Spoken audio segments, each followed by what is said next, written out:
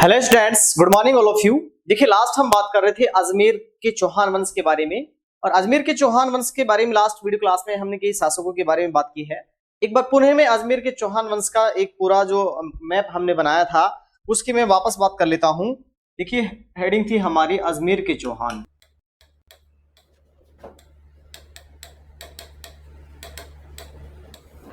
देखो, अजमेर के चौहानों में हमने जो शुरुआत की थी वो की थी अजयराज। अजयराज जो है, इनका विवाह जो है सोमलेखा से हुआ, सोमलेखा या सोमलवती। तो यहां इनके पुत्र हुए कौन? अर्णोराज या अन्नाजी। इनका विवाह जो है चालुक्य शासक जयसिंह सिद्धराज की पुत्री कांचन देवी से हुआ। कांचन देवी से विवाह के पश्चात इनके 3 पुत्र हुए। एक पुत्र का नाम था जगदेव। जगदेव जो है, इनके पुत्र हुए पृथ्वीराज सेकंड। उसके बाद दूसरे पुत्र हुए विग्रहराज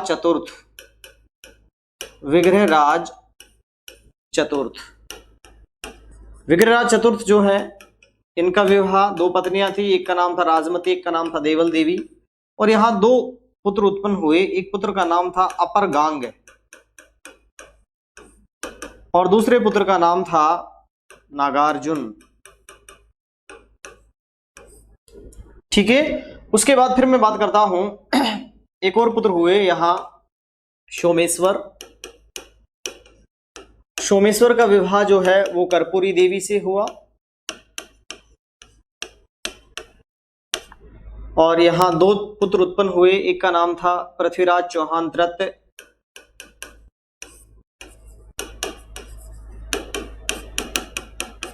और दूसरे पुत्र का नाम था हरिराज। पृथ्वीराज चौहान तृतीय का विवाह संयोगिता से हुआ। और यहां उत्पन्न हुए कौन? गोविंदराज चौहान। ठीक है, देखो शासनकाल की ओर अगर मैं आपसे बात करूं, यहां शासनकाल अजयराज का शासनकाल था 1113 से 1133।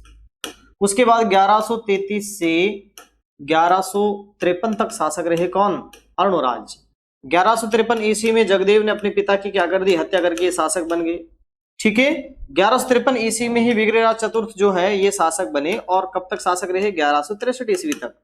ठीक है, उसके बाद 1163 ईस्वी में इनके पुत्र शासक बने अपरगांग। ठीक है, फिर इधर 1163 ईस्वी से लेकर के 1169 ईस्वी तक शासक रहे कौन? पृथ्वीराज चौहान सेकंड। ठीक है, पृथ्वीराज चौहान सेकंड की निसंतान मृत्यु हुई, तब शासक बने कौन? सोमेश्वर। 1169 से 1177 ईस्वी तक शासक रहे कौन? सोमेश्वर। और 1177 से 1192 ईस्वी तक शासक रहे कौन? पृथ्वीराज चौहान तृतीय। और उसके बाद फिर यहाँ अजमेर के चौहान वंश क्या हो जाते हैं? समाप्त हो जाते हैं। ठीक है, अब देखिए, हमने यहां तक पढ़ लिया है सोमेश्वर तक। और यहाँ बचे हुए जो 2 शासक हैं हमारे पास, एक व्यक्ति तो नागार्जुन बचा हुआ है, और दूसरे उसके बाद हम पृथ्वीराज चौहान तृतीय, हरिराज और गोविंदराज, ये वाला सेक्शन बचा हुआ है। ठीक है, अब हमें इनमें से देखना है। देखो, सोमेश्वर की मृत्यु हुई 1177 में। जब सोमेश्वर शासक बने थे उस समय नागार्जुन नाबालिग थे। अब उल्टा हुआ, सोमेश्वर की जब मृत्यु हुई तो उस समय नाबालिग कौन थे? पृथ्वीराज चौहान तृतीय थे। अब बालिग हो चुके हैं, बड़े हो चुके हैं कौन? नागार्जुन। देखो, यहां नागार्जुन को साम्राज्य मिलना चाहिए था, और नागार्जुन को साम्राज्य ना देकर साम्राज्य किसने अधिकार में ले लिया? सोमेश्वर ने। ठीक है, क्योंकि देखो, सबसे बड़ा बेटा, फिर उसका सबसे बड़ा जो पुत्र होता है, देखिए ये अर्णोराज है। अर्णोराज का सबसे बड़ा बेटा कौन था? जगदेव। ये शासक बनना चाहिए था। ठीक है, बन गया 1153 ईस्वी में जबरदस्ती से पिता की हत्या करके। ठीक है, उसके बाद कौन शासक बनने चाहिए थे? पृथ्वीराज सेकंड। फिर ये नहीं है तो फिर लेकिन यहाँ सारा उल्टा हो गया है। ठीक है, जगदेव के बाद शासक बन गए विग्रहराज चतुर्थ के बाद अपरगांगे जब निर्बल थे तो फिर इधर इसका मौका लग गया। ठीक है, अब यहाँ नागार्जुन चाहते हैं अपने पिता का साम्राज्य वापस प्राप्त करना। इधर नाबालिग है कौन? पृथ्वीराज चौहान तृतीय। तो यहाँ कहीं ना कहीं एक संघर्ष की स्थिति पैदा होती है। तो नेक्स्ट अगले जो शासक हैं वो है हमारे सोमेश्वर तक हमने पढ़ लिया है। अब हमारे पास ये बचे हुए हैं, बचे हुए शासकों के बारे में आपसे बात करना चाह रहे हैं आज के इस वीडियो क्लास में। शुरुआत जो हम कर रहे हैं वो कर रहे हैं कहां से? पृथ्वीराज चौहान तृतीय से। तो नेक्स्ट हेडिंग डालेंगे अगले शासक हैं पृथ्वीराज चौहान तृतीय।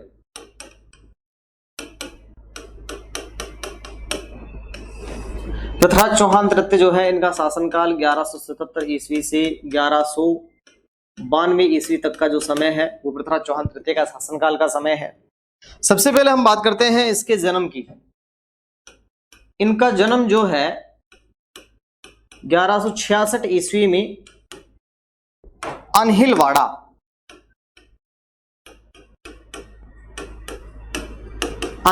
पड़ता है गुजरात में, अनहिलवाड़ा गुजरात में हुआ। ठीक है भाई। 1177 ईस्वी में इसके पिता की मृत्यु के पश्चात, इसके पिता की हत्या के पश्चात, आपको पता होगा इनके पिता सोमेश्वर की हत्या चालुक्य शासक भीमदेव सेकंड द्वारा की गई। तो 1177 ईस्वी में इसके पिता की हत्या के पश्चात ये शासक बने।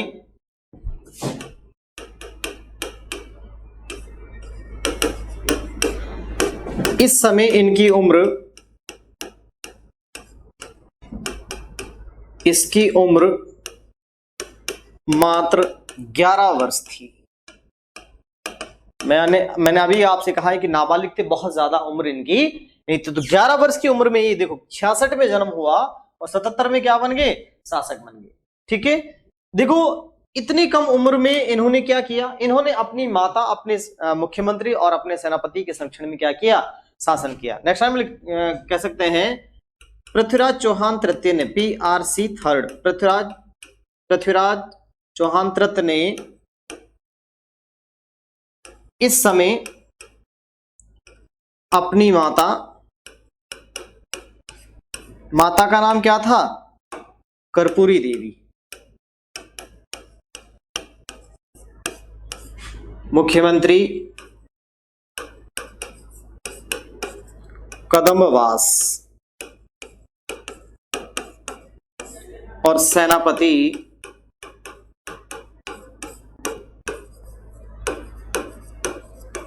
भुवनमल, इन तीनों के संरक्षण में शासन किया।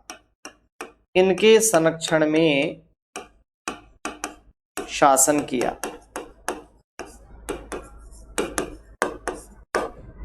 ठीक है भाई। इन तीनों के संरक्षण में क्या किया, शासन किया। आगे चलकर क्या हुआ, इतिहासकार गोपीनाथ शर्मा कहते हैं, क्या कहते हैं कि 1178 ईस्वी में मात्र 12 वर्ष की आयु में पृथ्वीराज चौहान तृतीय ने संपूर्ण राजकार्यों को अपने हाथों में ले लिया। तो एक लाइन कह सकते हैं हम यहां, गोपीनाथ शर्मा के अनुसार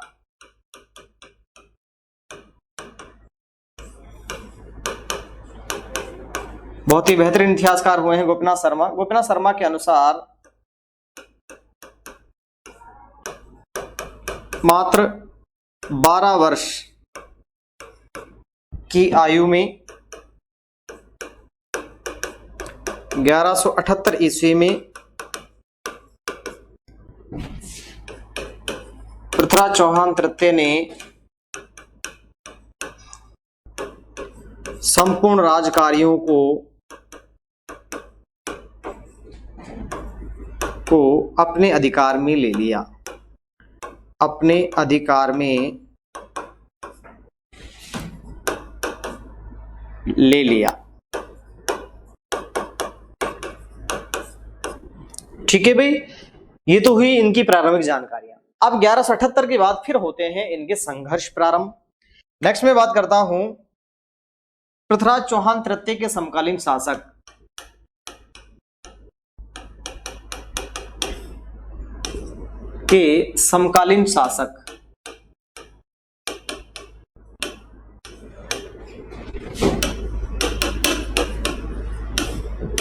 देखिए कौन कौन से शासक इनके समकालीन रहे हैं। सबसे पहले हम कह सकते हैं ये अजमेर है, और अजमेर पर शासन है किसका, पृथ्वीराज चौहान तृतीय का। ठीक है। उसके बाद देखो हम बात करते हैं इनके समकालीन चालुक्य शासक,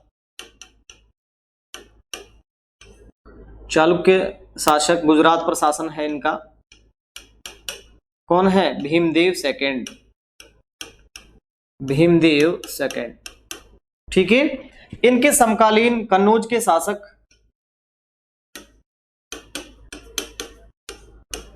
जयचंद गढ़वाल, कन्नौज यूपी में पड़ता है। जयचंद गढ़वाल। इनके समकालीन महोबा,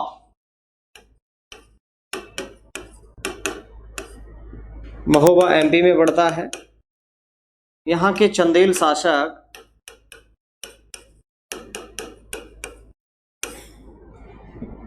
परमार्दी देव वर्मन, परमार्दी देव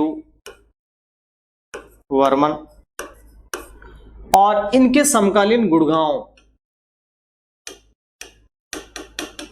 गुड़गांव के शासक है नागार्जुन। नागार्जुन वही है विग्रहराज चतुर्थ के पुत्र। ठीक है, मैंने कहा कि अब ये बड़े हो चुके हैं, ये भी चाहते हैं कि अजमेर का मैं शासक बनूं। तो ये इनके समकालीन जो है शासकों की बात मैंने आपसे की है। अब देखो एक एक करके इनसे संघर्ष होंगे। ठीक है, तो नेक्स्ट मैं बात करता हूं प्रमुख संघर्ष। पृथ्वीराज चौहान तृतीय के प्रमुख संघर्ष।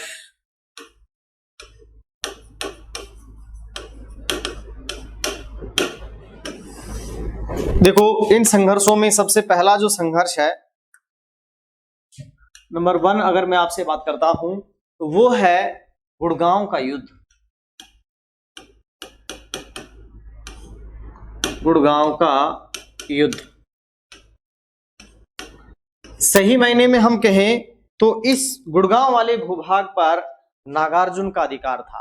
ठीक है, नागार्जुन और पृथ्वीराज चौहान तृतीय के मध्य 1178 ईस्वी में, 1178 ईस्वी में यह संघर्ष हुआ। ठीक है, और इस संघर्ष में पृथ्वीराज चौहान तृतीय ने अपने कह सकते हैं सौतेले भाई जो है नागार्जुन जो है उनको क्या कर दिया? पराजित कर दिया।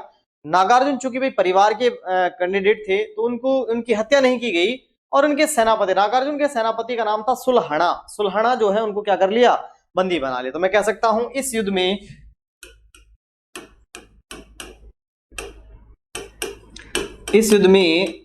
पृथ्वीराज चौहान तृतीय ने गुड़गांव के शासक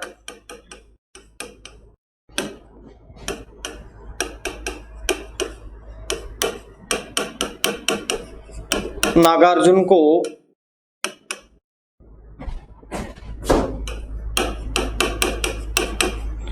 पराजित किया तथा उसके सेनापति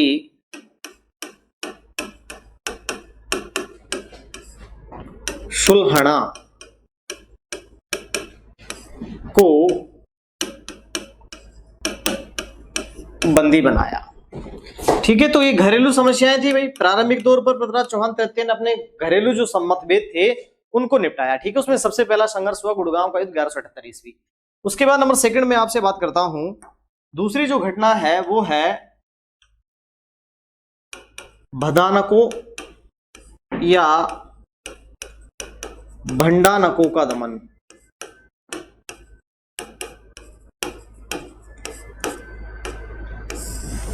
दूसरी घटना है भदानको या भंडानको का दमन, 1182 ईस्वी। देखिए भंडानक या भदानक, बेसिकली भदानक जो क्षेत्र है वो वर्तमान बयाना वाला जो भूभाग है, मैंने आपको लिखाया था उपनामों में मैंने आपको पढ़ाया था। भदानक जो है या श्रीपथ जो है या सोनितपुर जो है बयाना को कहा जाता था। यहां एक भंडानक नाम की क्रूर जाति रहा करती थी और वो जाति जो है लूटने खसोटने में ज्यादा विश्वास रखती थी। तो ऐसे ही वो इस जाति को, भदानक जाति को दबाने का कार्य जो किया गया, इनका दमन जो किया गया वो कब किया गया? 1182 ईस्वी में। तो हम कह सकते हैं बयाना क्षेत्र की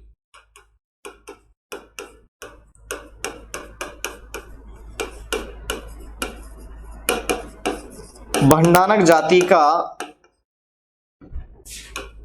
दमन। ठीक है भाई, देखो ये जो संघर्ष है, इन प्रारंभिक संघर्षों के पश्चात पृथ्वीराज चौहान तृतीय ने दिग्विजय की नीति का अनुसरण किया। दिग्विजय मतलब विस्तारवादी नीति का अनुसरण किया और दल पुंगुल मतलब विश्व विजेता की उपाधि धारण की। तो नेक्स्ट में कह सकता हूं, इन विजयों के पश्चात, इन प्रारंभिक विजयों के पश्चात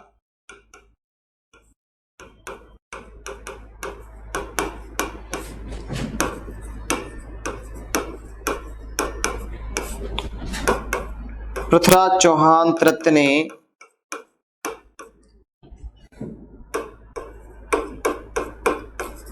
दिग्विजय ऑब्लिक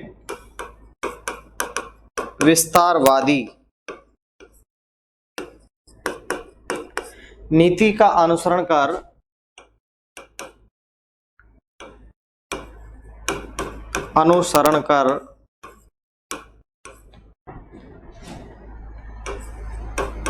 दल पुंगुल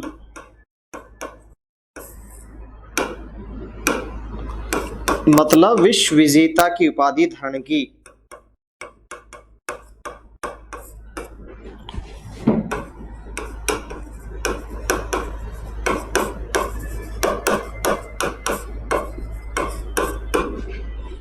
ठीक है भाई, इन प्रारंभिक विजयों के पश्चात पृथ्वीराज चौहान तृतीय जो है उन्होंने दिग्विजय या विस्तारवादी नीति का अनुसरण किया और दल पुंगुल या विश्व विजेता की क्या की, उपाधि धारण की। इट मीन्स हम ये कह सकते हैं कि भाई अब यहां से आगे चलकर बड़ा संघर्ष होने वाला है। ठीक है, ये प्रारंभिक घटनाएं थी, इनको निपटाया। नेक्स्ट में बात करता हूं, अगली जो बड़ी घटना है, अगला जो युद्ध है वो है महोबा का युद्ध। तीसरी जो घटना मैं आपसे बात कर रहा हूं वो है महोबा का युद्ध।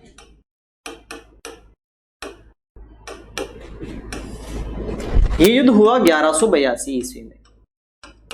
इस समय देखो महोबा के चंदेल शासक थे परमार्दी देव। परमार्दी देव वर्मन जो है महोबा के चंदेल शासक थे। इन्होंने इस युद्ध में क्या किया, पराजित किया।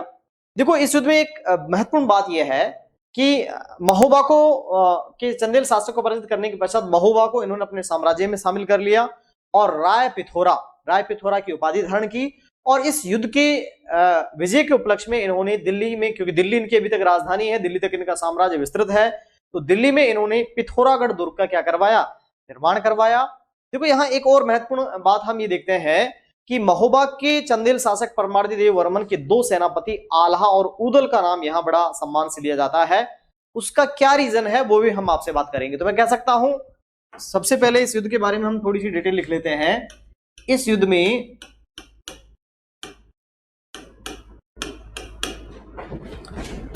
पृथ्वीराज चौहान तृतीय ने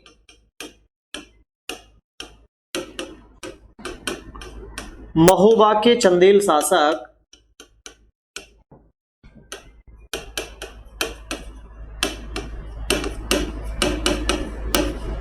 परमार्दी देव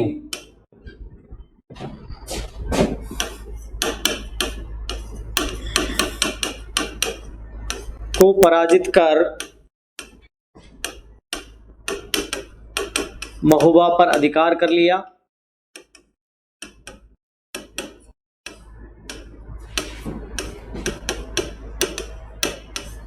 पहली बात। दूसरा मैं कह सकता हूं, ये जो युद्ध है, इस युद्ध के पश्चात या इस युद्ध में दो व्यक्ति महत्वपूर्ण व्यक्ति हैं, उनकी मैं बात कर लेता हूं। पहले आल्हा और उदल।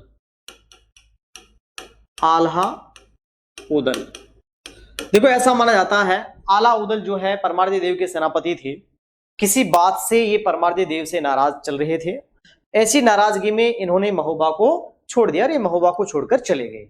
इसी दौरान पृथ्वीराज चौहान तृतीय का महोबा पर क्या हुआ, आक्रमण हुआ। उस आक्रमण का जब इनको पता चला, आल्हा और उदल नामक सेनापति जो थे, इनको जब पता चला कि भाई महोबा हमारी राजधानी जो है या हमारा जो साम्राज्य है उस पर किसी बाहरी आक्रांता मतलब पृथ्वीराज चौहान तृतीय ने क्या कर दिया है, आक्रमण कर दिया है, तो ये सारे मतभेद गिले शिकवे भूलकर वापस कहां आए, महोबा आए। लेकिन तब तक बहुत ज्यादा देर हो चुकी थी। तब तक पृथ्वीराज चौहान तृतीय जो है उन्होंने महोबा को क्या कर लिया था, फाइनली जीत लिया था। लेकिन उसके बावजूद भी ये आए और आकर के इन्होंने संघर्ष किया, किससे, पृथ्वीराज चौहान तृतीय से। और एक युद्ध हुआ, वो युद्ध कहलाता है तुमुल का युद्ध। कौन सा युद्ध, तुमुल का युद्ध। इस युद्ध में आल्हा और उदल जो है पृथ्वीराज चौहान तृतीय की सेना से संघर्ष करते हुए वीर गति को प्राप्त हो गए। तो ऐसा सेनापति तो बहुत हुए इतिहास में, लेकिन ऐसे सेनापति इतिहास में नहीं हुए जो मतभेद होने के बावजूद वापस सारे मतभेद भुलाकर वापस आए और संघर्ष करते हुए वीर गति को प्राप्त हो गए। ठीक है, और फिर मैंने कहा था कि भाई इस युद्ध के पश्चात पृथ्वीराज चौहान तृतीय ने फाइनली महोबा पर अधिकार कर लिया, राय पिथौरा की उपाधि धारण की और दिल्ली में इस विजय के उपलक्ष्य में पिथौरागढ़ दुर्ग का क्या करवाया, निर्माण करवाया। तो इनके बारे में हम कह सकते हैं ये परमार्दी देव के सेनापति थे।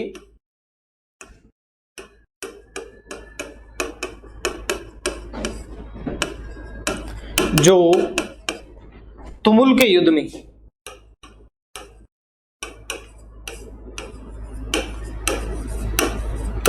में पृथ्वीराज चौहान तृतीय से संघर्ष करते हुए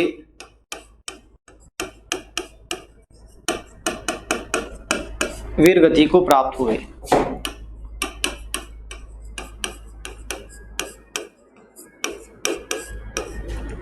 ठीक है भाई, उसके बाद देखो आगे मैं बात करता हूं, अगली लाइन हम कह सकते हैं इस युद्ध के पश्चात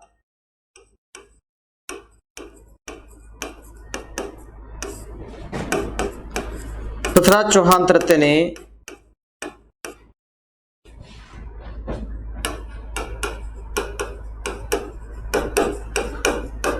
राय पिथौरा की उपाधि धारण कर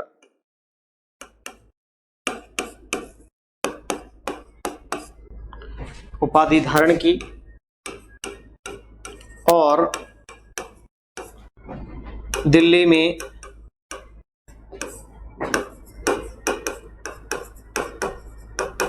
पिथौरागढ़ दुर्ग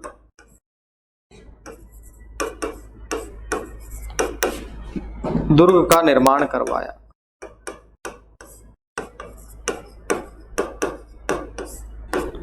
ठीक है भाई, ये तीसरा संघर्ष हुआ पृथ्वीराज चौहान तृतीय का महोबा का युद्ध। कोई दिक्कत इसमें? तो हम कह सकते हैं दो महत्वपूर्ण बातें हैं, युद्ध में पराजित करने के पश्चात राय पिथौरा की उपाधि धारण की और पिथौरागढ़ दुर्ग का निर्माण कहां कराया, दिल्ली में कराया। साथ में हमने आला और उदल के बारे में भी यहाँ आपसे डिस्कशन कर लिया है। उसके बाद अगली जो घटना है उसकी बात हम करते हैं नंबर 4 में। यहां अगर आपसे बात करूं, चौथी जो घटना है वो है चालुक्य शासक भीमदेव सेकंड से संघर्ष। चालुक्य शासक भीमदेव सेकंड से संघर्ष।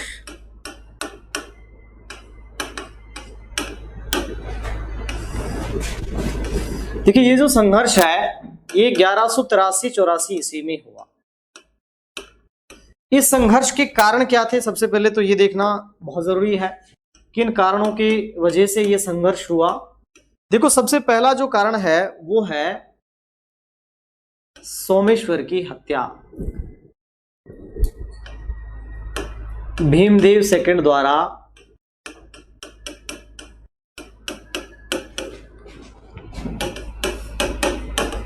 सोमेश्वर की हत्या करना। पृथ्वीराज चौहान तृतीय के पिता कौन, सोमेश्वर चौहान जो थे, उनकी हत्या चालुक्य शासक भीमदेव सेकंड द्वारा की गई। तो पहली घटना तो ये थी। दूसरी जो घटना है वो थी आबू के राजा सलख की पुत्री इच्छनी से विवाह की इच्छा।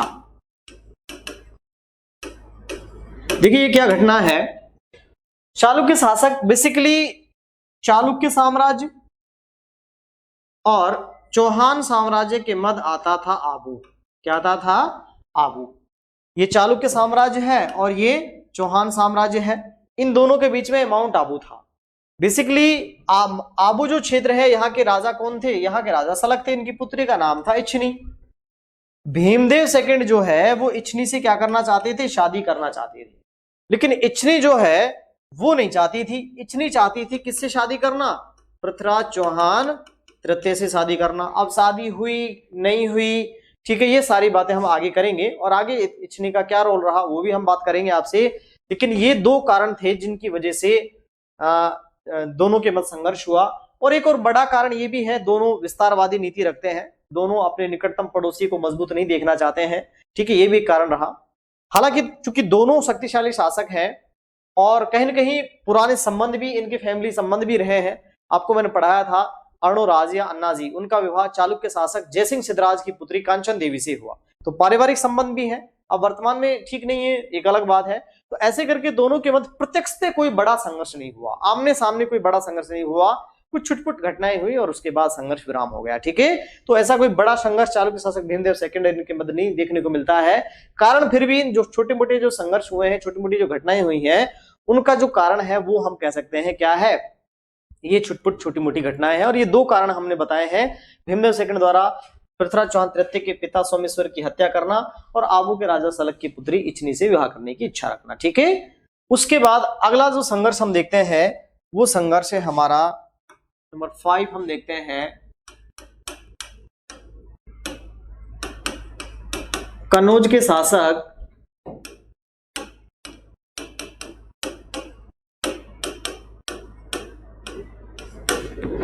जयचंद से संघर्ष।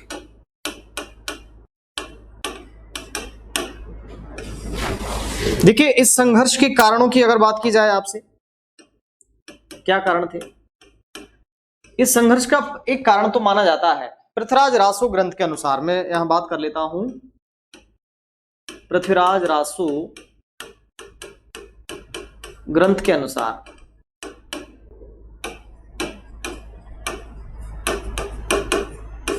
दिल्ली के शासक अनंगपाल तोमर, दिल्ली के शासक कौन है? अनंगपाल तोमर।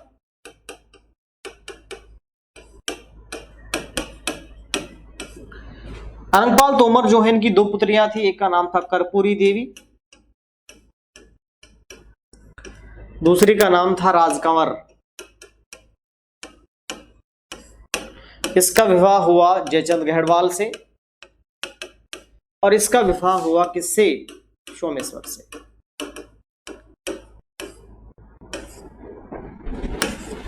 ठीक है, यहां उत्पन्न हुए कौन? पृथ्वीराज चौहान तृतीय।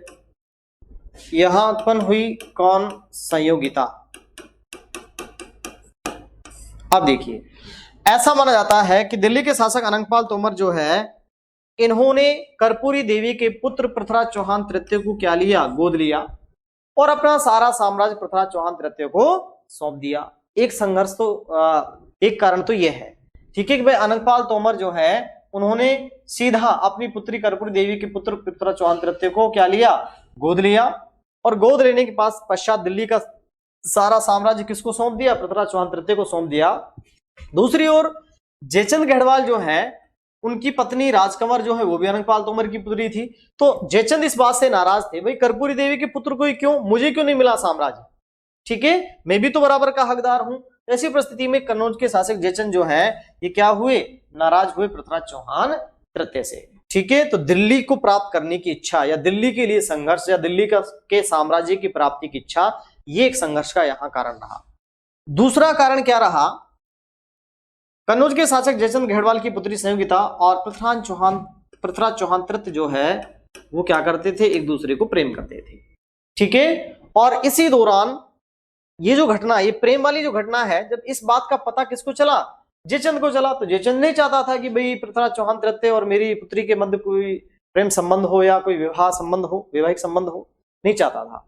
ऐसी परिस्थिति में जयचंद गढ़वाल जो है, इन्होंने राजसूय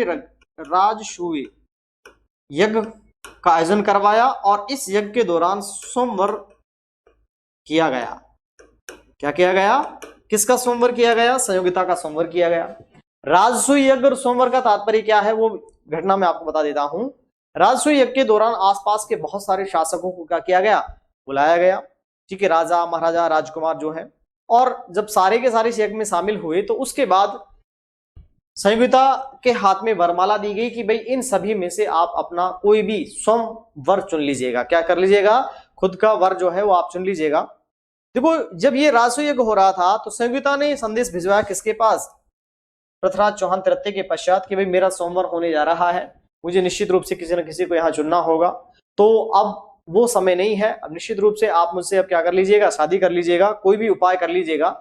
तो माना गया कि पृथ्वीराज चौहान तृतीय जो है इस सोमवार के दौरान पृथ्वीराज चौहान तृतीय की एक पत्थर की मूर्ति द्वारपाल के तौर पर जयचंद ने कहा लगवाई, दरवाजे पर लगवाई। पृथ्वीराज चौहान तृतीय का अपमान किया, उनको द्वारपाल की मूर्ति के रूप में कहा बाहर दरवाजे पर रख दिया गया, ठीक है। और इधर संयुक्ता ने संदेश भिजवाया, पृथ्वीराज चौहान तृतीय जो है सोमवार के दौरान आए और संयुक्ता का अपहरण कर ले गए। ऐसा इतिहास में माना जाता है कि भाई पृथ्वीराज चौहान तृतीय जो है इन्होंने संयुक्ता का क्या किया, अपहरण किया और अपहरण करके इनसे शादी की। तो ये भी दोनों के मध्य संघर्ष का क्या रहा, कारण रहा। माना गया कि सोमवार के दौरान संयुक्ता जो है वो भी बड़ी चालाक निकली, उन्होंने भी क्या किया, वो जो वरमाला थी वो बजाय किसी शासक के गले में या राजा या राजकुमार के गले में डालने के इस पत्थर की मूर्ति जो किसकी थी, पृथ्वीराज चौहान तृतीय की थी, इसके गले में डाल दिया। और वहां से मैंने कहा कि अचानक पृथ्वीराज चौहान तृतीय आए, उन्होंने आक्रमण किया और संयुक्ता को यहां से उठाकर ले गए। इसको बोलते हैं सोमवार से संयुक्ता का अपहरण। तो दो घटनाएं हुई भाई, एक तो दिल्ली की प्राप्ति और दूसरा संयुक्ता का सोमवार से अपहरण। इन दोनों घटनाओं की वजह से नाराज थे कौन, कन्नौज के शासक जयचंद गढ़वाल। लेकिन समस्या ये बनी हुई थी, प्रत्यक्ष से इतने ताकत नहीं थी, प्रत्यक्ष से इतने शक्तिशाली शासक जयचंद नहीं थे, सीधा किससे संघर्ष कर ले, पृथ्वीराज चौहान तृतीय से संघर्ष कर ले। मौके की तलाश में बैठा हुआ था और वो मौका इन्हें आगे चलकर मिला भी। वो कैसे मिला वो मैं बात करता हूं। अगला जो संघर्ष है वो संघर्ष है तुर्कों से संघर्ष। किनसे संघर्ष, नंबर 6 में बात कर लेता हूं। छठा जो संघर्ष है वो है तुर्कों से संघर्ष।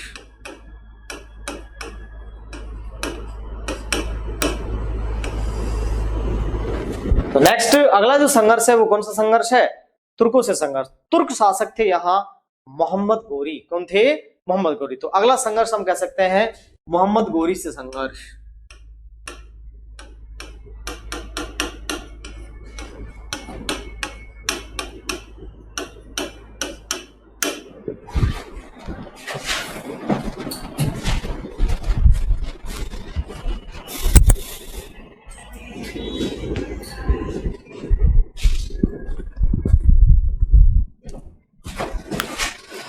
हाँ देखिए, मोहम्मद गोरी जो है इनका भारत पर पहला जो आक्रमण हुआ वो 1175 ईस्वी में हुआ और मुल्तान पर हुआ। क्योंकि मुल्तान वर्तमान पाकिस्तान में जो है वो भी उस समय भारत का हिस्सा था। तो मोहम्मद गोरी का पहला आक्रमण जो हुआ वो 1175 ईस्वी में मुल्तान पर हुआ, ठीक है। सबसे पहले मुल्तान को इन्होंने अपने अधिकार क्षेत्र में लिया। उसके पश्चात फिर अगला जो आक्रमण हुआ वो गुजरात साइड से हुआ। गुजरात साइड से होते हुए ये इन्होंने आने की कोशिश की, लेकिन इस समय गुजरात पर चालुक्य शासक थे और चालुक्य शासक मूलराज सेकंड जो है उन्होंने 1178 ईस्वी में आबू के युद्ध में मोहम्मद गोरी को क्या कर दिया, पराजित कर दिया। तो दो घटनाएं पहले मैं बात कर लेता हूं आपसे।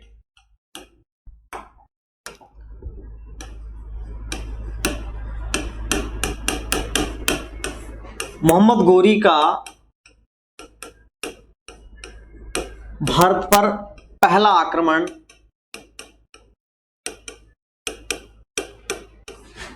1175 ईस्वी में मुल्तान पर हुआ।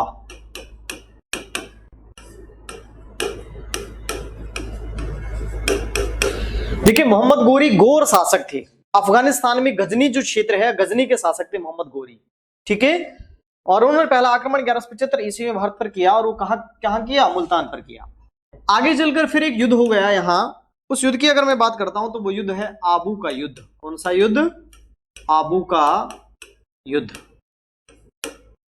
आबू का युद्ध, आबू का जो युद्ध है, इस युद्ध में क्या हुआ, 1178 ईस्वी में युद्ध हुआ और इस युद्ध में चालुक्य शासक मूलराज सेकंड ने मोहम्मद गोरी को क्या कर दिया, पराजित कर दिया। तो 1178 ईस्वी में युद्ध हुआ, कह सकता हूं इस युद्ध में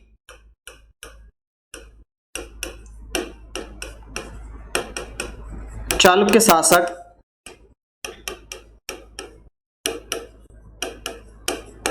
मूलराज सेकंड ने मोहम्मद गोरी को पराजित किया।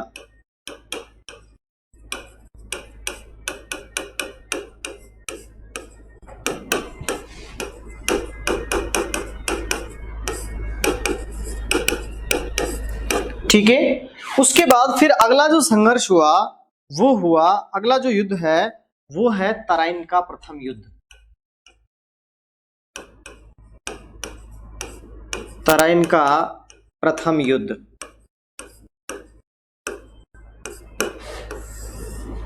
ये युद्ध हुआ 1191 ईस्वी में। बेसिकली तराइन जो है ये वर्तमान में तरावड़ी गांव, करनाल हरियाणा में पड़ता है। और इस युद्ध में पृथ्वीराज चौहान तृतीय ने, अब की बार आक्रमण उत्तरी साइड से हुआ और इस युद्ध में पृथ्वीराज चौहान तृतीय ने मोहम्मद गोरी को पराजित कर दिया। तो मैं कह सकता हूं इस युद्ध में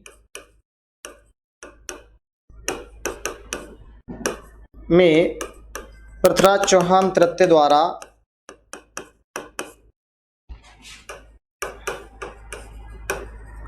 मोहम्मद गोरी को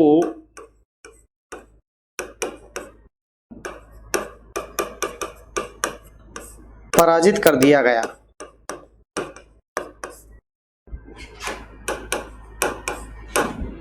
ठीक है भाई, 1191 ईस्वी में हुआ ये युद्ध और इस युद्ध में पृथ्वीराज चौहान तृतीय ने मोहम्मद गोरी को क्या कर दिया, पराजित कर दिया। ठीक है, उसके बाद फिर आगे अगला जो युद्ध हुआ वो हुआ तराइन का सेकंड युद्ध। नेक्स्ट मैं बात करता हूं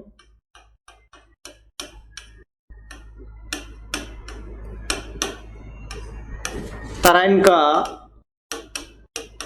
द्वितीय युद्ध, ये हुआ 1192 ईस्वी में। देखो इस युद्ध से पहले क्या हुआ, कन्नौज के शासक जयचंद गढ़वाल जो है उन्होंने मोहम्मद गोरी को युद्ध में सहयोग करने का आश्वासन दिया और इस आश्वासन के बदले ही मोहम्मद गोरी जो है उन्होंने अपने दूत किवाम उल मुल्क को युद्ध से पहले पृथ्वीराज चौहान तृतीय के पास भेजा और कहा कि आप हमारी अधीनता स्वीकार कर लीजिएगा। अब देखो उल्टा, इससे पहले वाले युद्ध में मोहम्मद गोरी पराजित हुए, पृथ्वीराज चौहान तृतीय की विजय हुई। अब जो स्थिति क्रिएट हुई है उसमें क्या कह रहे हैं, मोहम्मद गोरी अपने दूत को भेजकर कह रहे हैं कि भाई आप अधीनता स्वीकार कर लीजिएगा। तो पृथ्वीराज चौहान तृतीय ने कहा कि देख कैसी बेवकूफी वाली बातें कर रहा है, पिछले युद्ध में हमने पराजित किया और उल्टा हमसे ही कह रहा है कि अधीनता स्वीकार कर लीजिएगा। हालांकि इस बात की भनक पृथ्वीराज चौहान तृतीय को लग चुकी थी कि कहीं न कहीं कोई बड़ी साजिश रच ली गई है। ठीक है, हो सकता है कोई ना कोई बड़ा शासक जो है उसका सहयोग का समर्थन मोहम्मद गोरी को मिला हो, इसलिए वो इस तरह की बातें कर रहा है। ठीक है, तो मैं कह सकता हूं इस युद्ध में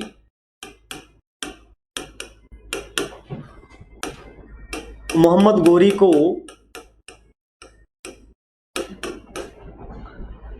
कन्नौज के शासक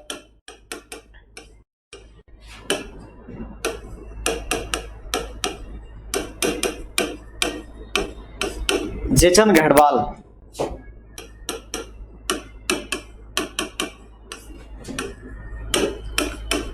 के सहयोग का आश्वासन मिला।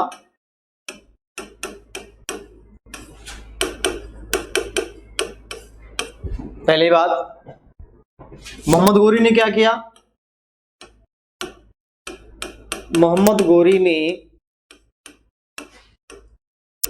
युद्ध से पूर्व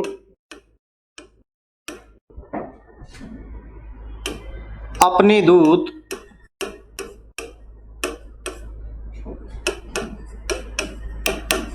किवाम उल मुल्क को पृथ्वीराज चौहान तृतीय के पास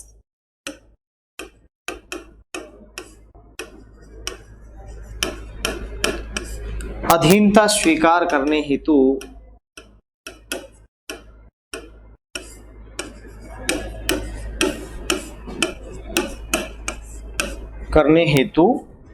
भेजा। ठीक है, कहा गया कि भाई पृथ्वीराज चौहान तृतीय जी आप हमारे अधीनता स्वीकार कीजिए। ठीक है, ये सारी बातें हो चुकी थी। उसके बाद फिर क्या होना था, फाइनली क्या हुआ, तराइन का सेकंड युद्ध हुआ और तराइन के इस सेकंड युद्ध में अब की बार मोहम्मद गोरी ने कन्नौज के शासक जयचंद गढ़वाल के सहयोग से किसको पृथ्वीराज चौहान तृतीय को पराजित करके क्या कर लिया, बंदी बना लिया। जो गलती पृथ्वीराज चौहान तृतीय ने तराइन के प्रथम युद्ध के पश्चात की, उन्होंने मोहम्मद गोरी को पराजित तो किया लेकिन बंदी नहीं बनाया।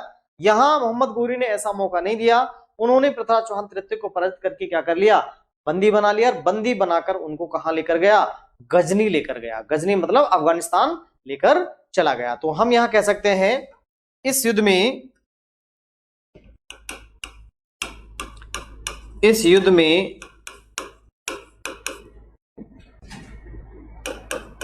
पृथ्वीराज चौहान तृतीय को मोहम्मद गोरी ने कन्नौज के शासक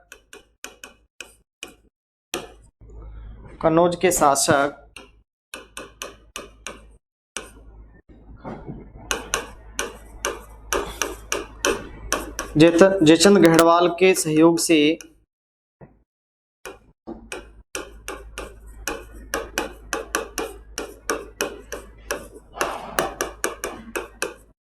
पराजित कर बंदी बनाया और इसे गजनी ले जाया गया।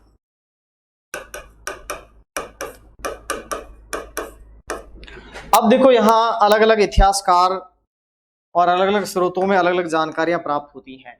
इतिहासकार गोपीनाथ शर्मा कहते हैं कि भाई इस युद्ध के पश्चात पृथ्वीराज चौहान तृतीय जो है, उन्होंने कुछ समय मोहम्मद गोरी के अधीन रहते हुए अजमेर पर क्या किया, शासन किया। और इस समय उन्होंने सिक्के चलाए। उन सिक्कों पर एक तरफ मिलता है मोहम्मद बिन साम, मोहम्मद गोरी की उपाधि मोहम्मद बिन साम, और दूसरी तरफ मिलता है राय पिथौरा। ये उत्कीर्ण मिलता है। इससे ये कहीं न कहीं अनुमान लगाया गया कि हो सकता है कि भाई कुछ समय बाद तराइन के सेकंड युद्ध के पश्चात कुछ समय तक पृथ्वीराज चौहान तृतीय ने मोहम्मद गोरी की अधीनता में क्या किया हो, शासन किया हो। ये बात तो कहता है इतिहासकार गोपीनाथ शर्मा। लेकिन पृथ्वीराज रासो जो ग्रंथ है वो कुछ अलग ही बात कहता है। वो क्या कहता है कि तराइन के सेकंड युद्ध के पश्चात जब मोहम्मद गोरी के द्वारा पृथ्वीराज चौहान तृतीय को बंदी बनाकर गजनी ले जाया जाता है, तो गजनी में क्या होता है, एक पता चला पृथ्वीराज चौहान तृतीय के बारे में पता चला कि वो शब्द भेदी बाण चलाना जानता है। और शब्द भेदी बाण चलाने के लिए जब मोहम्मद गोरी को पता चला कि पृथ्वीराज चौहान तृतीय जो है शब्द भेदी बाण चलाना जानते हैं, तो उन्होंने क्या किया, एक व्यवस्था की कि भाई देखते हैं कि शब्द भेदी बाण चलाना जानते हैं या नहीं जानते हैं। तो इस प्रकार से पूरी व्यवस्था वहां की गई। बोला गया कि शब्द भेदी बाण चलाने के लिए शब्द बोलने वाला जो है वो है पृथ्वीराज चौहान तृतीय का दरबारी विद्वान चंद्रबरदाई। तो चंद्रबरदाई जो है उनको कहां ले जाया गया, उनको भी गजनी ले जाया गया। और गजनी में एक पूरा प्रोग्राम सेट किया। सामने मोहम्मद गोरी अपने सिंहासन पर बैठे हुए थे और पृथ्वीराज चौहान तृतीय की आंखों पर पट्टी बांधी गई। उस समय चंद्रबरदाई द्वारा कुछ वाक्य बोले गए, जैसे पंक्तियों का उल्लेख भी मिलता है, 4 बांस 24 गज अंगुल अष्ट प्रमाण, 4 बांस 24 गज अंगुल अष्ट प्रमाण, ताही पर सुल्तान मत चूके चौहान। इस प्रकार से चंद्रबरदाई द्वारा एक पंक्ति कही गई कि भाई आपसे 4 बांस की दूरी पर लगभग 24 गज की ऊंचाई पर इस प्रकार से सुल्तान क्या किए हुए हैं, बैठे हुए हैं, ताही पर सुल्तान मत चूके चौहान। तो पृथ्वीराज चौहान तृतीय जो है उनका निशाना जो है बिल्कुल सीधा कहां लगा, मोहम्मद गोरी के ऊपर लगा। और उस शब्द भेदी बाण की वजह से मोहम्मद गोरी की क्या हो गई, हत्या कर दी गई। ऐसा पृथ्वीराज रासो कहता है। ठीक है। और बाद में जो मोहम्मद गोरी के दरबारी लोग थे उन्होंने पृथ्वीराज चौहान तृतीय और चंद्रबरदाई की क्या कर दी, हत्या कर दी। जबकि ये पृथ्वीराज रासो ग्रंथ के अनुसार है, वास्तव में ऐसा नहीं हुआ था। क्यों नहीं हुआ था, उसका रीजन यहाँ एक और युद्ध मिलता है। वो युद्ध कहलाता है चंदावर का युद्ध। चंदावर का युद्ध 1194 ईस्वी में हुआ और तराइन का युद्ध 1192 ईस्वी में हुआ। और चंदावर के युद्ध में क्या हुआ, चंदावर के युद्ध में पृथ्वीराज चौहान मोहम्मद गोरी जो है उन्होंने क्या किया, कन्नौज के शासक जयचंद गढ़वाल ये चाहते थे कि अब तक जितने भी मुस्लिम आक्रांता आए और लूट लाट कर चले गए, ऐसे ही मोहम्मद गोरी भी आए हैं, लूट लाट कर क्या हो जाएंगे, चले जाएंगे और दिल्ली पर हमारा क्या हो जाएगा, अधिकार हो जाएगा। लेकिन ऐसा नहीं हुआ। मोहम्मद गोरी और कन्नौज के शासक जयचंद गढ़वाल के मध्य 1194 ईस्वी में युद्ध हुआ, चंदावर का युद्ध।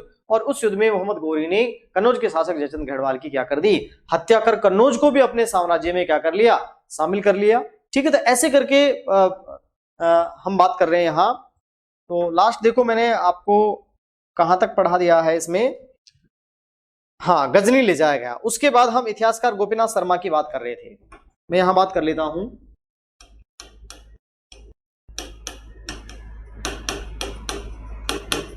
इतिहासकार गोपीनाथ शर्मा के अनुसार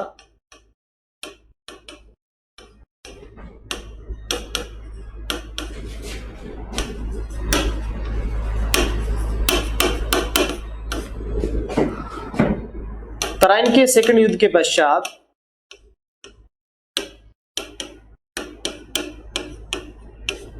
तराइन के द्वितीय युद्ध के पश्चात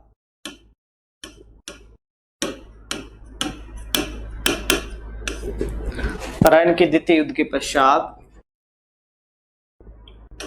पृथ्वीराज चौहान तृतीय ने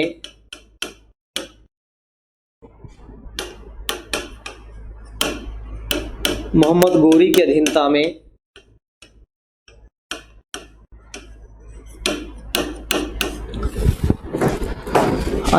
में शासन किया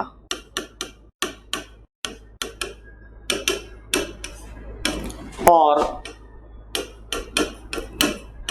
सिक्के चलाए,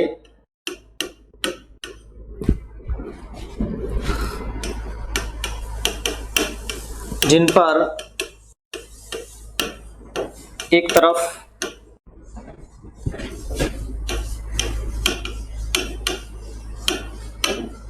मोहम्मद बिन साम और दूसरी तरफ राय पिथौरा उत्कीर्ण मिलता है।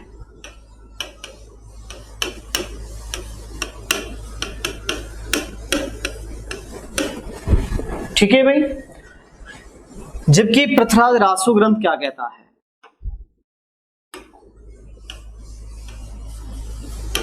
पृथ्वीराज रासो ग्रंथ के अनुसार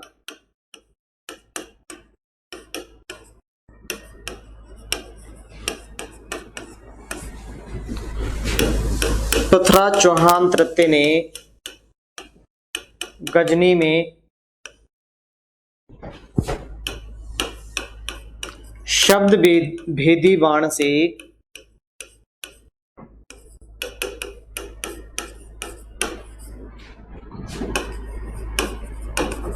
मोहम्मद गोरी की हत्या की।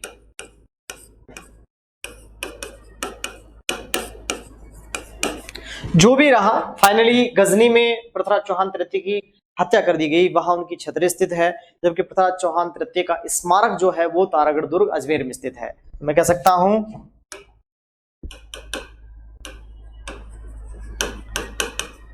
पृथ्वीराज चौहान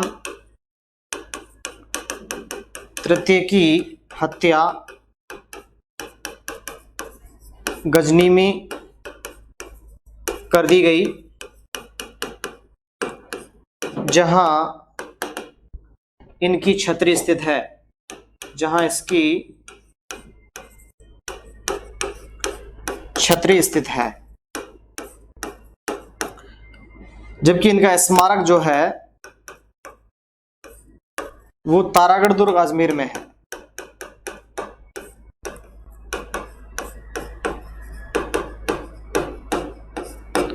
देखो, आबू के राजा सलक की पुत्री इच्छनी ने क्या किया।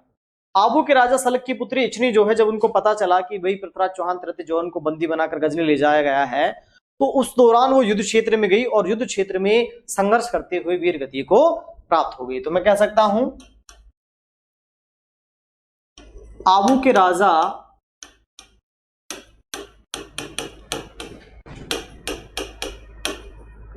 सलक की पुत्री इच्छनी युद्ध क्षेत्र में लड़ती हुई वीर गति को प्राप्त हो गई।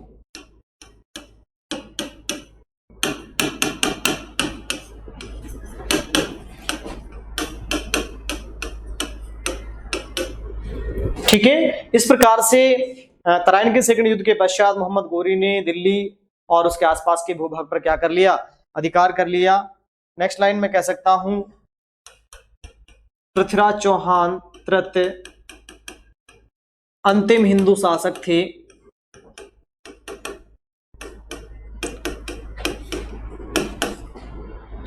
थे जिसने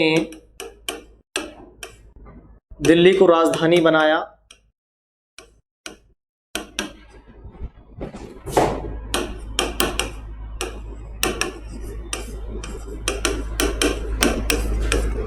ठीक है, उसके बाद देखो मैं बात करता हूं,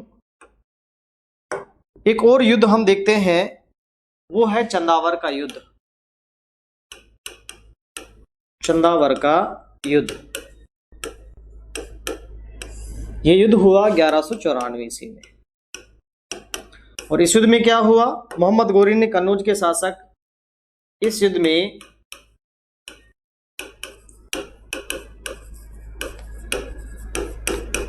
मोहम्मद गोरी ने कन्नौज के शासक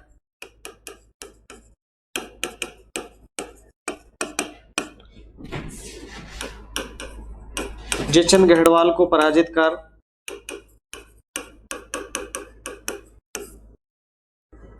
कर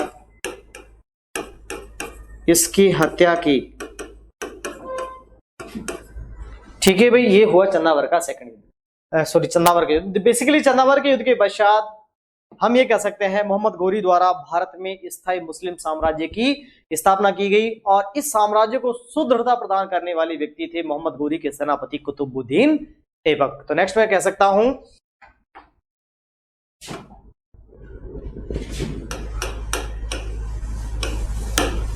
मोहम्मद गोरी को भारत में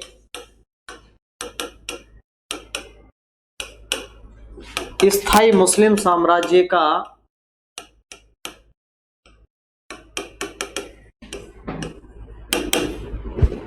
संस्थापक माना जाता है, जबकि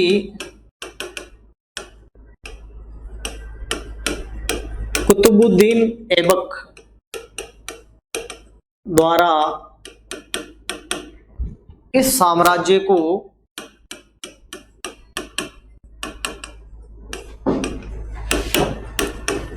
सुदृढ़ता प्रदान की गई। देखिए, सही मायने में मोहम्मद गोरी जो है वो अपना संपूर्ण साम्राज्य जो है, भारत का जो साम्राज्य, जीता हुआ साम्राज्य जो है, वो अपने सेनापति कुतुबुद्दीन ऐबक को सौंपकर स्वयं कहां चला गया, वापस गजनी चला गया। तो अब यहां जो सारा तुर्क साम्राज्य है उसको संभालने वाले व्यक्ति कौन है, कुतुबुद्दीन ऐबक है। देखो यहां एक और महत्वपूर्ण बात, मोहम्मद गोरी के साथ ख्वाजा मोइनुद्दीन चिश्ती जो है, चिश्ती संप्रदाय के जो संस्थापक है, वो भारत आए। वो कोई लड़ाई लड़ने नहीं आए थे, वो भारत में इस्लाम धर्म का प्रचार प्रसार करने के लिए भारत आए। ठीक है, तो मैं बात कर लेता हूं ख्वाजा मोइनुद्दीन चिश्ती के बारे में थोड़ी सी। गोरी के साथ फारस, ईरान से ख्वाजा मोइनुद्दीन चिश्ती भारत आए और इन्होंने अजमेर को अपनी कर्मस्थली बनाया, अपनी कर्मस्थली बनाया। सबसे पहले मैं बात कर लेता हूं एक एक करके।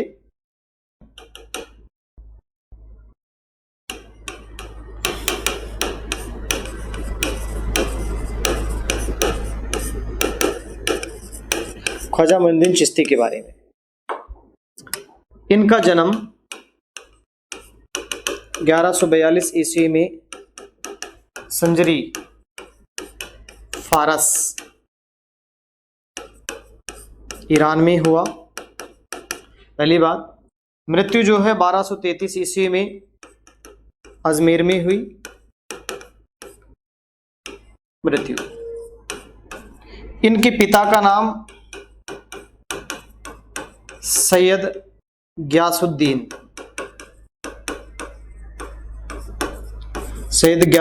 था।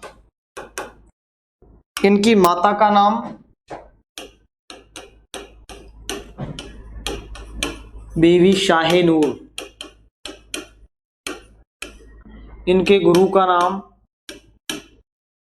नाम था हजरत शेख उस्मान हारूनी।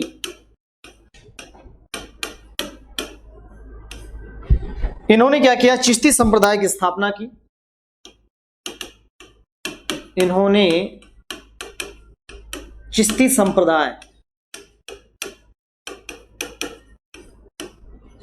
की स्थापना की।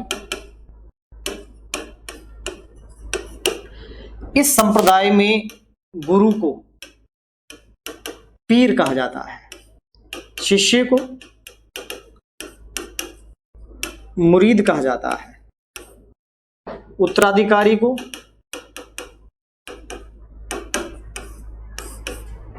वली कहा जाता है, निवास स्थान को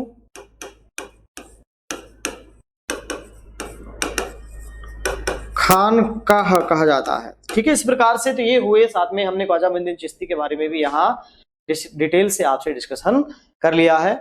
देखो, पृथ्वीराज चौहान तृतीय की मृत्यु के पश्चात अजमेर के चौहान वंश क्या हो जाते हैं? समाप्त हो जाते हैं। उसके बाद दो लोग जीवित यहां बसते हैं। एक पृथ्वीराज चौहान तृतीय का भाई है हरिराज और दूसरा पृथ्वीराज चौहान तृतीय का पुत्र है गोविंदराज। उनके बारे में भी हम आपसे चर्चा करेंगे। ठीक है, वो नेक्स्ट वीडियो क्लास में चर्चा करेंगे। आज की इस वीडियो क्लास में इतना ही। धन्यवाद।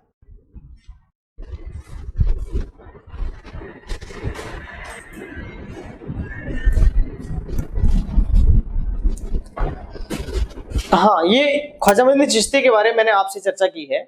उसके बाद नेक्स्ट पृथ्वीराज चौहान तृतीय के दरबारी विद्वानों के बारे में और मैं आपसे डिस्कस करता हूं।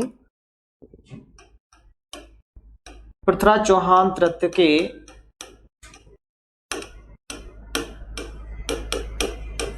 दरबारी विद्वान। देखो, इसके दरबारी विद्वान कौन कौन से थे? सबसे पहले मैं एक एक करके यहां डिस्कस करता हूं। सबसे पहले थे चंद्रप्रदायी। वैसे लाहौर से संबंध रखते थे। इनका जो ग्रंथ था पृथ्वीराज रासो, यह है हिंदी का पहला महाकाव्य।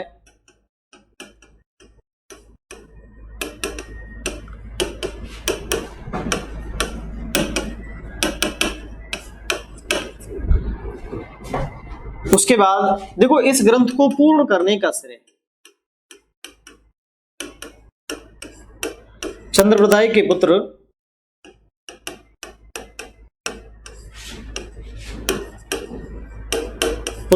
जलहण,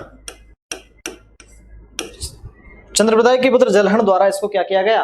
पूर्ण किया गया। उसके बाद दूसरे विद्वान है जयानक। ये जे&के से संबंध रखते थे। इनका जो ग्रंथ है वो है पृथ्वीराज विजय।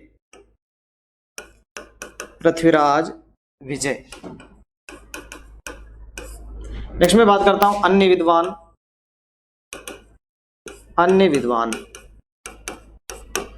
विद्वानों में विद्यापति गौड़,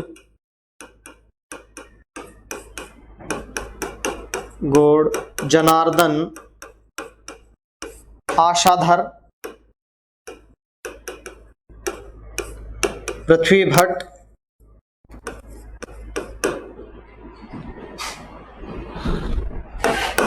विद्यापति गौड़, जनार्दन आशाधर, पृथ्वी भट्ट, ये सारे इसके क्या हैं? अन्य विद्वान है। तो विद्वानों में देखो, चंद्रप्रदाय की बात की, जैनक की बात की, विद्यापति गौड़, जनार्दन आशाधर, पृथ्वी भट्ट, ये इसके पृथ्वीराज चौहान तृतीय के क्या है? अन्य दरबारी विद्वान है। तो इस प्रकार से हमारा अजमेर के चौहान वंश क्या हो जाते हैं? यहाँ समाप्त हो जाते हैं।